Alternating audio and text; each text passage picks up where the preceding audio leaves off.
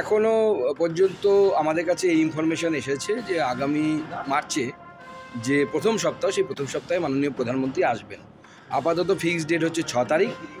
তো 6 তারিখে উনি আসছেন এবং আপাতত স্থান হিসেবে ঠিক আছে হচ্ছে বারাসাত। বারাসাতে কাচারি ময়দান আপনারা জানেন, সেখানে মাননীয় প্রধানমন্ত্রী মহিলাদের পাশে থাকার বার্তা দেবেন, মহিলাদেরকে নিয়ে সভা করবেন। সন্দেশখালীর মহিলারা শোষিত হচ্ছে, অত্যাচারিত হচ্ছে তৃণমূল কংগ্রেসের নেতাদের দ্বারা।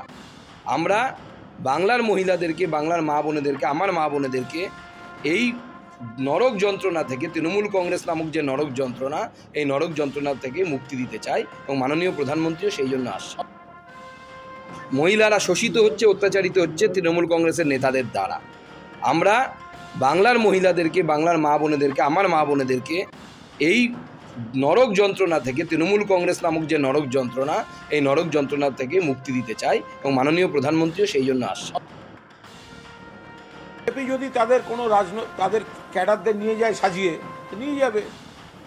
বিজেপি যদি তাদের কোনো ক্যাডারকে নিয়ে যায় বা সিপিএমের কোনো কাউকে নিয়ে যায় সাজিয়ে গুছিয়ে, যাবেন। কিন্তু ওই হাওয়ায় হাওয়ায় কথা বলা, নাটক করার দৃশ্য, এগুলো আমরা কোনো অবস্থায় সমর্থন করব না। প্রথম কথা, এই কমিশনগুলোর রাষ্ট্রপতি শাসন সুপারিশ করার কোনো এখতিয়ার নেই। তারা রাজ্য সরকার বা কেন্দ্রীয় সরকারকে রিপোর্ট দেবে এবং রুল বুকের মধ্যে তাদের কি কি সুপারিশ করার তারা করতে পারে। ফটোশ্যুট হচ্ছে, ফটো সেশন, রাষ্ট্রপতি আর রাজ্যপালের কাছে গিয়ে ফটো সেশন হচ্ছে। আমরা পরিষ্কার বলছি, এইসব 356 গল্প অন্য জায়গায় শোনাবেন। যদি 14 গোষ্ঠীর ক্ষমতা থাকে করে দেখেন।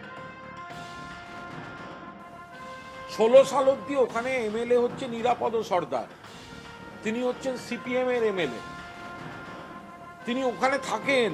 প্রাক্তন বিধায়ক ছিলেন, তারপর প্রাক্তন বিধায়ক। বা বিজেপির বিকাশ সিং, যদি ওখানে এতদিন ধরে অভিযোগ থাকতো, তাহলে এই নিরাপদ সর্দাররা একবার বললেন না? মহিলা বা মা বোনেদের যদি মুখ খুলতে ভয় থাকে, হতেই পারে। নিরাপদ সর্দারের তো ভয় ছিল না, তিনি তো এমএলএ ছিলেন। তিনি আলিমুদ্দিন স্ট্রিটে বলতেন, মোহাম্মদ সেলিম, সুজন চক্রবর্তী, নিরাপদ সর্দার একসঙ্গে বসে সাংবাদিক বৈঠক করে বলতেন, সন্দেশখালীতে রাতের পর রাত ধর্ষণ চলছে। একদিনের জন্য একটা অভিযোগ বলেননি তারা। যদি কেউ দাদাগিরি করে থাকেন, ভুল কাজ করেছেন, অন্যায় কাজ করেছেন, দল জানার সঙ্গে সঙ্গে ব্যবস্থা নিতে আরম্ভ করেছে, সরকার ব্যবস্থা নিচ্ছেন। দোষীদের পাশে তৃণমূল কংগ্রেস নেই এবং থাকবে না।